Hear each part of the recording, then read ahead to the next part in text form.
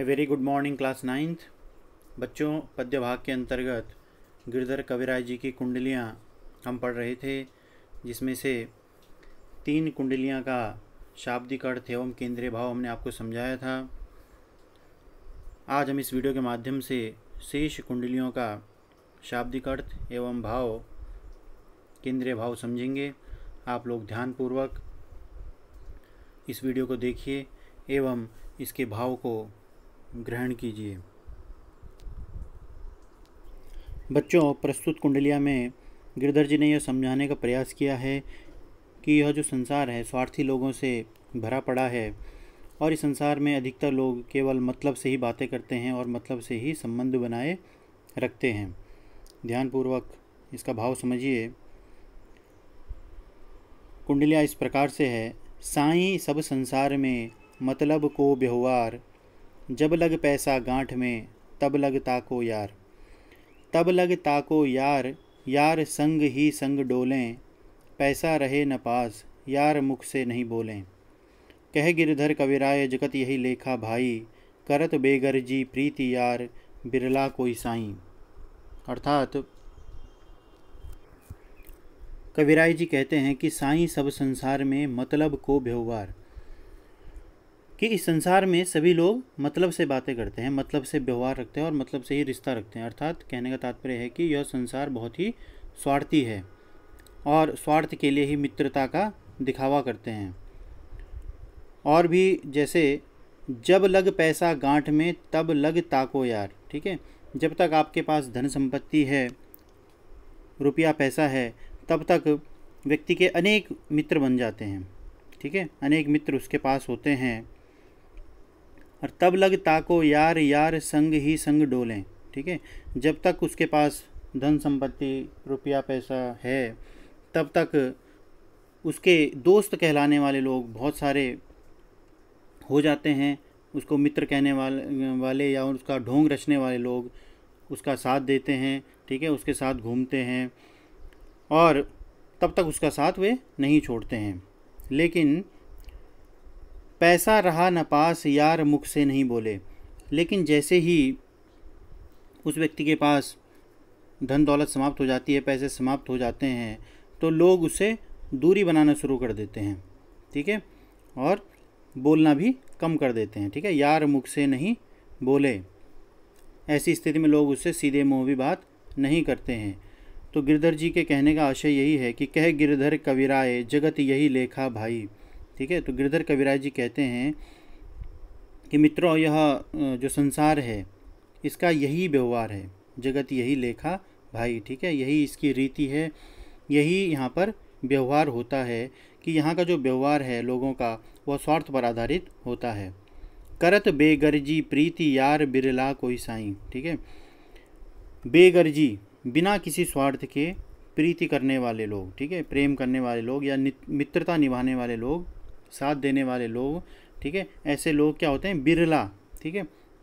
कोई बिरला ही होता है, यानी ऐसे लोगों की संख्या अत्यंत कम होती है जो कि बिना किसी स्वार्थ के किसी से मित्रता करते हैं और उसको निभाते भी हैं।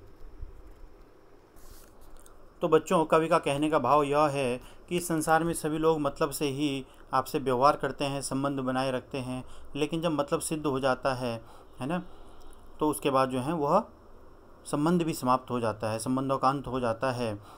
तो यह जो संसार है यहाँ पर अधिकांश लोग स्वार्थी प्रवृत्ति के होते हैं। जब तक किसी व्यक्ति के पास धन दौलत है, रुपया पैसा है, तब तक उसके बहुत सारे मित्र बन जाते हैं, ठीक है। और सभी लोग उसको अपना मित्र बना लेते हैं, उसके साथ घूमते हैं, उसका साथ देते हैं हमेशा, है ना। लेकिन जैसे ही उसके पास जो धन संपत्ति है, वैभव है, उसकी कमी हो जाती है या वह समाप्त हो जाता है, तो लोग उससे मुंह फेरना शुरू कर देते हैं, उससे दूरी बनाना शुरू कर देते हैं, ठीक है। उससे सीधे मुंह भी बात नहीं करते। इसीलिए गिरधर कविराज जी कह रहे हैं कि इस संसार का यही व्यवहार है और यही रीति है। जो यहाँ का व्यवहार है वह किस पर आधारित है? स्वार्थ पर आधारित है।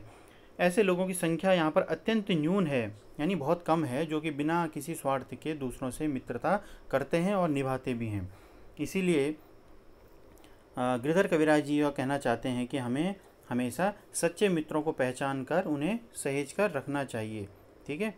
या फिर उनकी कद्र करनी चाहिए, ऐसे लोगों की जो कि बिना किसी स्वार्थ के हमसे रिश्ता निभाते हैं, क्योंकि यहाँ पर स्वार्थी लोगों की कमी नहीं है इस संसार में। अब इसी क्रम में अगली कुंडलियाँ, जिसके माध्यम से कविराज जी समझाने का प्रयास कर रहे हैं कि हमेशा जीवन में सफल और सक्षम व्यक्तियों की ही संगति करनी चाहिए, है ना। जो अनुभवी लोग होते हैं उनसे ही सहयोग प्राप्त करना चाहिए। तो कुंडलियाँ इस प्रकार से है।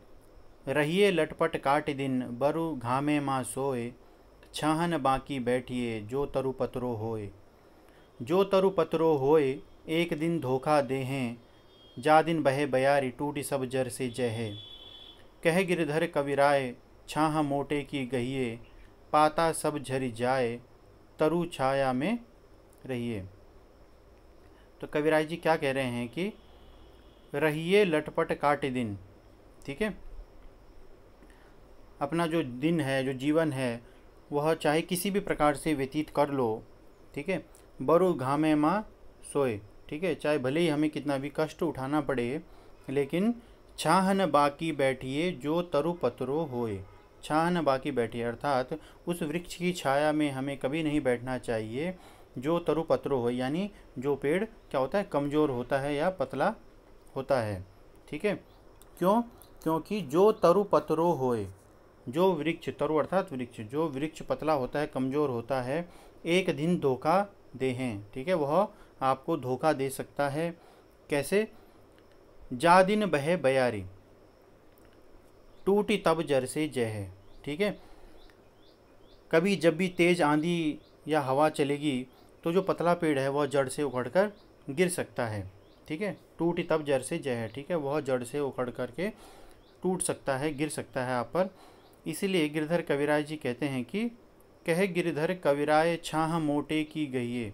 इसलिए गिरधर कविराज जी कहते हैं कि हमें सदैव छाया के लिए, यदि हम कहीं जा रहे हैं मार्ग में और वहाँ पर हमें छाया का सहारा लेना है, तो किसी मोटे वृक्ष की छाया का ही सहारा लेना चाहिए उसमें, है ना। क्योंकि मोटा पे जो पेड़ होता है वो आंधी के प्रहार को सहन कर सकता है ना, और वो आपको कभी धोखा नहीं देगा। पाता सब झरी जाए, ठीक है, जो वृक्ष होता है, मोटा वृक्ष, है ना, आंधी आने पर उसके जो पत्ते हैं वो भले ही झड़ जाएं, ठीक है ना, लेकिन उसकी जो टहनियाँ हैं और जो तना है, जो डालियाँ हैं उसकी, वे हमेशा सुरक्षित रहेंगी। इसलिए मनुष्य को चाहिए कि तरु छाया में रहिए, हमेशा मोटे वृक्ष की छाया ही ग्रहण करनी चाहिए, अर्थात मजबूत पेड़ की छाया ही ग्रहण करनी चाहिए। तो बच्चों, मजबूत पेड़ की छाया ग्रहण करने से कवि का यह संकेत है कि हमें हमेशा जो है, जो समर्थ और बलवान व्यक्ति है ना, अगर यदि हमें सहायता की आवश्यकता है तो हमें सदैव समर्थ और बलवान व्यक्ति का ही सहारा लेना चाहिए, न कि किसी निर्बल व्यक्ति का।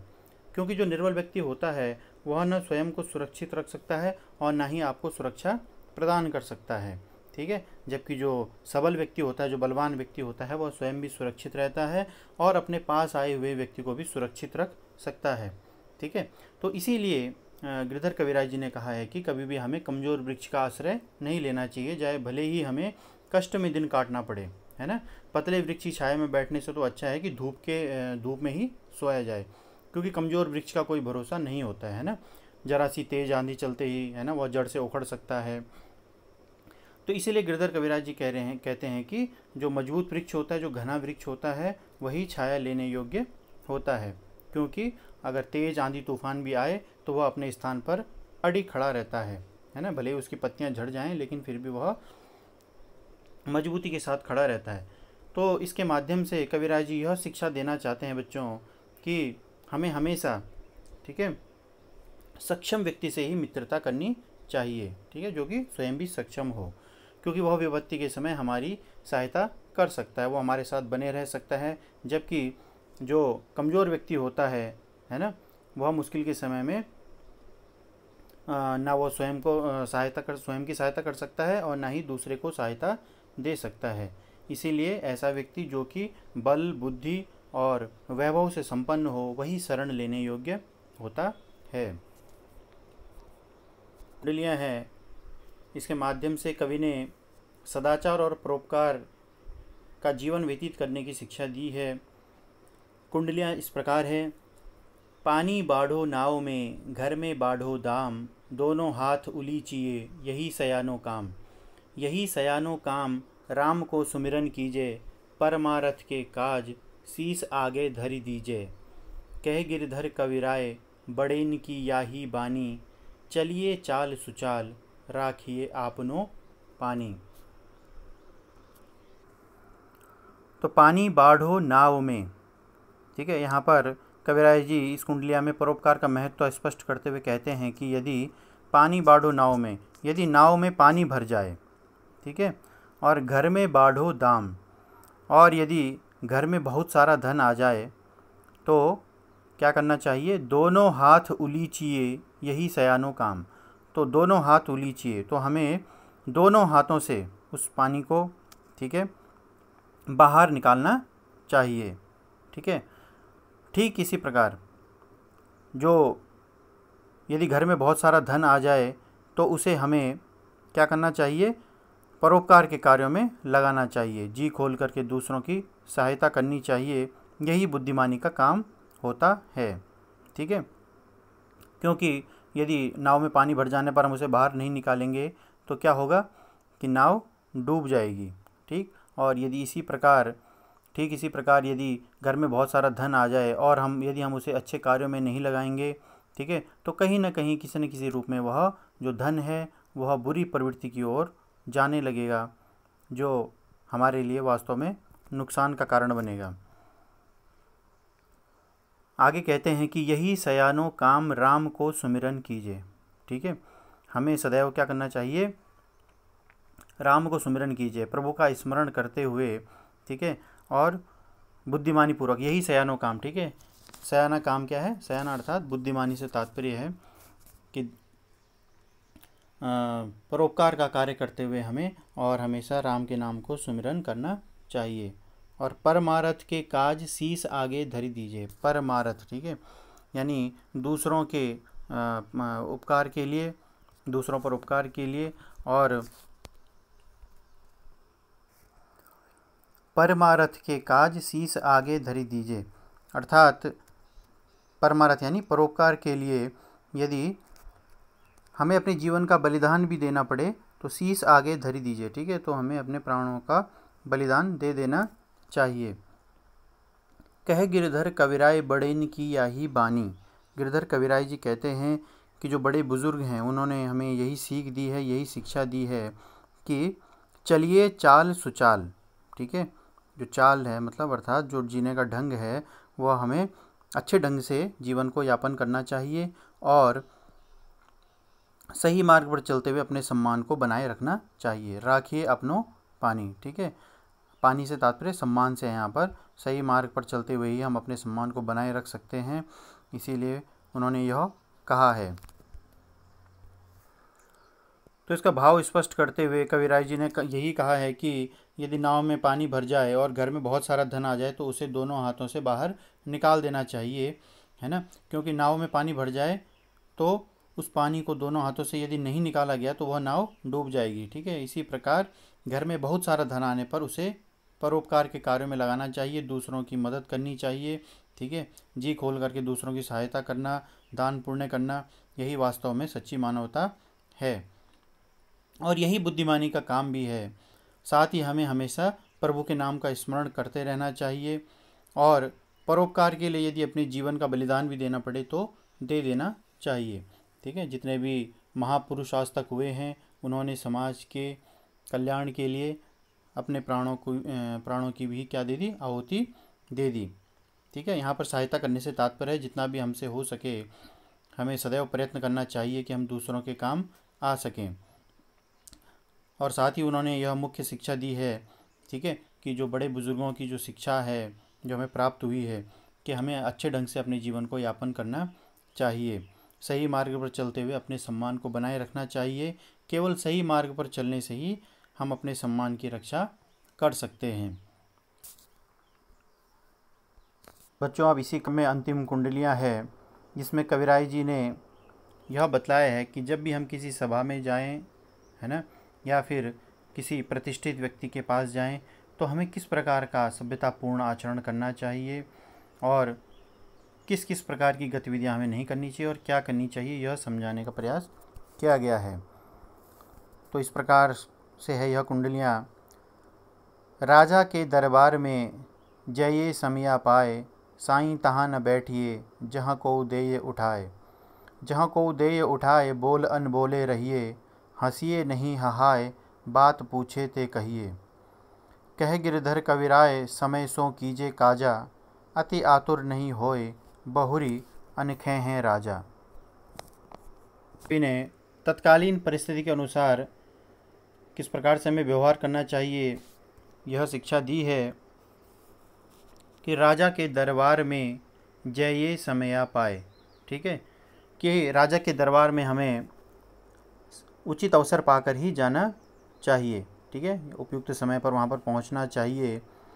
और साईं तहाँ न बैठिए जहाँ को दे उठाए, हमें इस बात का हमेशा ध्यान रखना है कि तहाँ न बैठिए, हमें कभी भी ऐसी जगह नहीं बैठना चाहिए जहाँ को दे उठाए।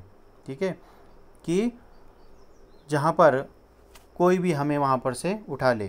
कहने का तात्पर्य क्या है कि हमें अपनी हैसियत देखकर ही स्थान ग्रहण करना चाहिए, है ना। जब तक बैठने के लिए ना कहा जाए तब तक नहीं बैठना चाहिए और अपने स्तर के अनुकूल स्थान पर ही बैठना चाहिए, अन्यथा कोई हमें वहाँ से उठा सकता है। और बोल अनबोले रहिए। ठीक है, अनबोले रहने से तात्पर्य क्या है कि हमें शांतिपूर्वक वहाँ पर बैठना चाहिए, बोलते समय संयम बरतना चाहिए। हंसिए नहीं हाय, बात पूछे ते कहिए। ठीक है, और कभी भी गलती से भी अनावश्यक रूप से ज़ोर ज़ोर से नहीं हंसना चाहिए, कभी भी नहीं हंसना चाहिए। और बात पूछे ते कहिए, जब तक आपसे कोई बात पूछी ना जाए तब तक उसका उत्तर नहीं देना चाहिए। ठीक है, जब आपसे कुछ कहा जाए तभी उसका उत्तर आपको देना चाहिए, यही व्यवहार कुशलता है। कह गिरधर कविराय, समय सो कीजे काजा। तो गिरधर कविराय जी कहते हैं कि हमें अपने प्रत्येक कार्य को समय पर ही करना चाहिए, अधिक उतावला होने की ज़रूरत नहीं है, क्योंकि प्रत्येक जो कार्य होता है वह उपयुक्त समय आने पर ही होता है। अति आतुर नहीं होए। ठीक है, अधिक आतुरता होने की ज़रूरत नहीं है, क्योंकि ऐसी परिस्थिति में वह जो सभा में बैठा जो मुख्य व्यक्ति है, जो प्रतिष्ठित व्यक्ति है, वह क्या हो सकता है, क्रोधित हो सकता है। ठीक है, बहुरी अनखे हैं राजा। ठीक है, वह क्रोधित भी हो सकता है, इसलिए हमें क्या करना चाहिए, सदैव राज दरबार के नियमों का पालन करना ही चाहिए। तो इस प्रकार कवि ने केंद्रीय भाव में कहा है कि जब भी हम किसी ऐसी जगह जाएं जहाँ पर कोई बड़ा व्यक्ति बैठा हो, प्रतिष्ठित व्यक्ति बैठा हो, है ना, या सभा के अंतर्गत जब भी हम जाते हैं तो हमें वहाँ पर उपयुक्त समय पर ही जाना चाहिए। समय का ज़रूर ध्यान रखना चाहिए, किस समय जाना है और किस समय नहीं। ठीक है, या जिस समय बुलाया गया हो उपयुक्त समय पर वहाँ पर हमें पहुँचना चाहिए। और साथ ही हमें इस बात का हमेशा ध्यान रखना चाहिए कि हम अपनी हैसियत को देखकर ही स्थान को ग्रहण करें। ठीक है, किसी भी ऐसे स्थान पर नहीं बैठना चाहिए जो कि हमारे स्तर के अनुकूल ना हो, क्योंकि ऐसे स्थान पर बैठने से कोई भी हमें वहाँ से उठा सकता है। साथ ही वहाँ पर जब भी ऐसी जगह जाते हैं तो वहाँ पर हम शांतिपूर्वक चुपचाप बैठना चाहिए। जब भी अगर आप कुछ बोलते हैं तो वहाँ पर संयम बरतना चाहिए बोलते समय भी, है ना। और अनावश्यक रूप से कभी भी ज़ोर ज़ोर से नहीं हंसना चाहिए। साथ ही जब हमसे कोई बात पूछी जाए तभी उस बात का उत्तर देना व्यवहार कुशलता कहलाता है। अब और इसके लिए आवश्यक है कि हम प्रत्येक कार्य को समय पर करें, अधिक उतावलापन वहाँ पर ना दिखाएं, और प्रत्येक कार्य समय आने पर ही होता है। इसीलिए कवि ने कहा है कि हमें राज दरबार के नियमों का पालन करना चाहिए हमेशा, अन्यथा गलत व्यवहार करने पर हमें अपमानित भी होना पड़ सकता है। हमें सदैव इस बात का ध्यान रखना चाहिए। तो बच्चों, इस तरह से हमने आज ये 4 कुंडलियाँ पढ़ी हैं, जिसमें हमने पहली कुंडली में यह पढ़ा कि जो संसार है वह स्वार्थी लोगों से भरा पड़ा है, इसलिए हमें हमेशा सच्चे मित्रों की पहचान करके ही उनसे मित्रता करनी चाहिए। इसी तरह दूसरी कुंडलिया में हमने पढ़ा कि हमें हमेशा सफल एवं जो सक्षम व्यक्ति है, जो अनुभवी व्यक्ति है, उसकी संगति में रहना चाहिए, उससे ही सहायता लेनी चाहिए। इसी प्रकार तीसरी कुंडलिया में भी यह कहा गया है कि सदाचार एवं परोपकार का जीवन हमें व्यतीत करना चाहिए, ईश्वर का स्मरण करते हुए अच्छे मार्ग पर सदैव अग्रसर रहना चाहिए। और यह जो अंतिम कुंडलियाँ हैं, इसमें यह कहा गया है कि हमें जब भी हम किसी सभा में जाते हैं तो हमें वहाँ पर सभ्यतापूर्ण आचरण अपनाना चाहिए। कुंडलिया के अंतर्गत हमने बहुत ही ज्ञानवर्धक बातें पढ़ी, सुनी, समझी, और इसीलिए आपसे अनुरोध करता हूँ कि आप लोग इन सभी अच्छी बातों को अपने जीवन में अवश्य उतारें। यह सब नीतिगत शिक्षाएं वास्तव में हमें एक अच्छा इंसान बनाती हैं। यह जितनी भी नीतिगत बातें कही गई हैं, यह समाज के अनुभवों पर आधारित होती हैं, इसलिए हमें इन सब का पालन करना चाहिए, प्रयास करना चाहिए कि हम दूसरों के अनुभवों से सीखें। अगर हम स्वयं गलती करके हर बात को पहले हम क्योंकि कोई भी जब भी हम कुछ सीखते हैं तो कहीं ना कहीं हमसे गलती अवश्य होती है, तो यह आवश्यक नहीं है कि हम गलती करके ही हर बात को सीखें। हमें दूसरों के अनुभव से सीखने की आवश्यकता है, उसका प्रयास हमें अवश्य करना चाहिए। बच्चों सदैव यही प्रयास करना चाहिए, जो भी हम अच्छी बातें सुनते हैं, ज्ञानवर्धक बातें सुनते हैं, उन्हें हम अपने जीवन में ज़रूर उतारें, तभी उस ज्ञान की सार्थकता है।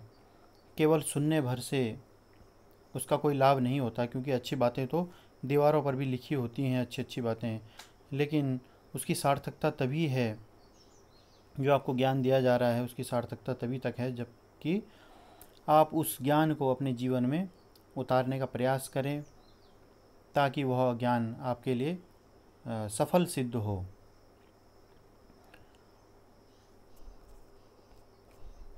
बच्चों, इस पाठ के शेष प्रश्नोत्तर भी मैं आपको PDF फाइल के माध्यम से भेज रहा हूँ। आप इस कार्य को जल्दी से अपने वर्कबुक में पूरा कर लें स्वच्छतापूर्वक। साथ ही हम जल्दी ही यह प्रयास करेंगे कि पाठ से संबंधित जो भी आपको कठिनाई आ रही है उसको हम ऑनलाइन सेशन के माध्यम से उसको दूर करें। अभी कई बच्चों को माइक्रोसॉफ्ट टीम ऐप यूज़ करने में दिक्कतें हो रही हैं, किसी को लॉगिन की प्रॉब्लम हो रही है, पासवर्ड, आईडी इत्यादि बहुत सारी अभी दिक्कतें चल रही हैं बहुत सारे बच्चों को। तो हम प्रयास करेंगे कि जल्दी ही जैसे यह सब समस्याएं समाप्त हो जाएंगी तो तुरंत हम एक साथ, ताकि हम सभी को एक साथ जो है सुन सकें और आपके प्रश्नों का उत्तर भी दे सकें। साथ ही यदि आपको किसी भी प्रकार की कोई समस्या पाठ के अंतर्गत आती है तो आप मेरे व्यक्तिगत नंबर पर व्हाट्सएप के माध्यम से पूछ सकते हैं, आपकी समस्या का निदान किया जाएगा। आज के लिए बस इतना ही। धन्यवाद।